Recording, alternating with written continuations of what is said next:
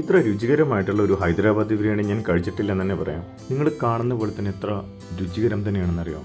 അതിൻ്റെ എല്ലാ ഒരു ക്വാളിറ്റിയിലും അതിൻ്റെ ഒരു ടേസ്റ്റിലും. ചിക്കൻ എന്ന് പറഞ്ഞാൽ ഇത്ര ഒരു ടെൻഡറായിട്ടുള്ള ചിക്കൻ, സ്പൈസ് ആണെങ്കിലോ വളരെ ഈവണായിട്ടുള്ള ഒരു ഹൈദരാബാദി വളരെ സ്പെഷ്യൽ ബിരിയാണിയാണ് കേട്ടോ.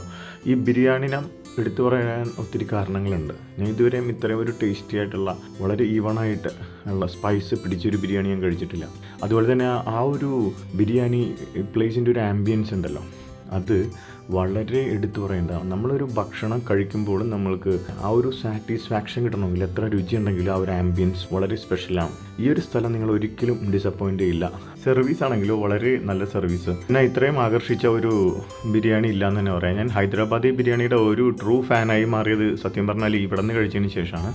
ഇത് വരുന്നതെന്ന് പറയുന്നത് ഇലക്ട്രോണിക് സിറ്റി കഴിയുമ്പോൾ ചന്താപുര റൂട്ടിൽ അനക്കൽ എന്ന് പറഞ്ഞ ഒരു സ്ഥലമാണ്. ഇതിൻ്റെ ലൊക്കേഷൻ ഞാൻ ഇടാം. നല്ല രുചിയുള്ള ഈ ഒരു ബിരിയാണി നിങ്ങൾ എന്തായാലും ട്രൈ ചെയ്യണം. ഇലക്ട്രോണിക് സിറ്റി ഭാഗത്തോട്ട് വരുന്നവർക്ക് ഇവിടെ ചെറിയ പരിപാടിയൊക്കെ നടത്താനുള്ള കുറച്ച് സ്ഥലം കൂടിയുണ്ട്. ഈ റെസ്റ്റോറൻറ്റിൻ്റെ പേര് ബാംഗ്ലൂർ ഹൗസ് റെസ്റ്റോറൻറ്റ് എന്നാണ്. അപ്പോൾ വീണ്ടും കാണും വരെ ബൈ.